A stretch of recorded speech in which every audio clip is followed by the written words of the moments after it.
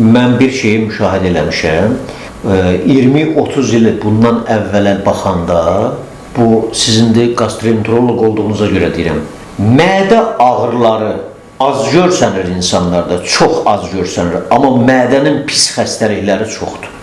Elə bil ki, siqnal verici, xəbərdar edici hansısa xəstəlik gəlirəm demir, amma altdan öz işini görür.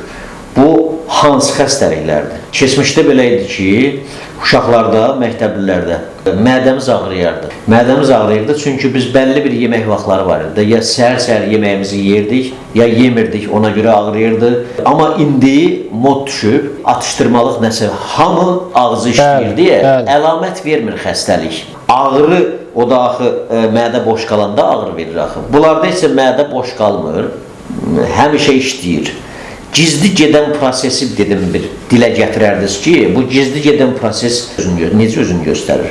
Təəssüflər olsun ki, bu bəzən özünü göstərir, bəzən isə özünü göstərmir. Gizli keçən, sakit keçən xəstəliklərin sayı da həddən artıq artır. Belə onkoloji xəstəliklər özü də gizli keçir. Check-up müayinəni biz ona görə vurğuladıq.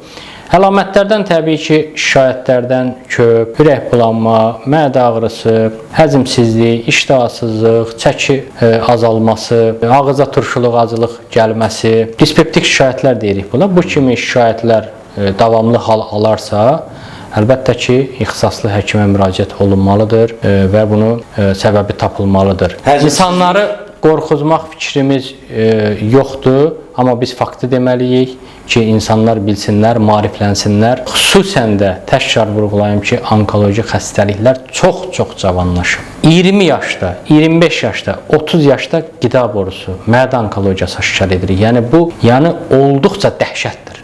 Olduqca dəhşətdir. O baxımından bütün bu verdiyimiz məsləhətlərə əməl olunması və check-up müayinələr yenə də çox vacibdir. Məsələn, necə qidalanaq bu barədə bir qısaca danışaq. İnsanlar ayaqüstü tələsik yeyirlər. Baxın, insanların çoxusu həzmsizlikdən, köpdən əziyyət çəkir. Bunun əsas elementar səbəblərindən biri tələsik ayaqüstü yemək. İnsan tələsik yeyəndə, ayaqüstü yeyəndə, danışa yeyəndə çoxlu hava udur və bu hava qarında köp yaradır. Demək, biz yeməyə vaxt ayırmalıyıq, səbirlə, danışmadan, qidanı yaxşı çeynəyə, bax bu barədə qidalanmaq. Naharda sulu yemək, ardınca quru yemək çox vacibdir. Rusların pervıftarı, yəni bu əbəs yerə deyil, yəni tək Ruslarda deyil, bütün dünyada bu belədir. Duru yeməklə başlayanda nə olur, nə yaxşı olur? Ət bulyonu özü lap yaxşı olar.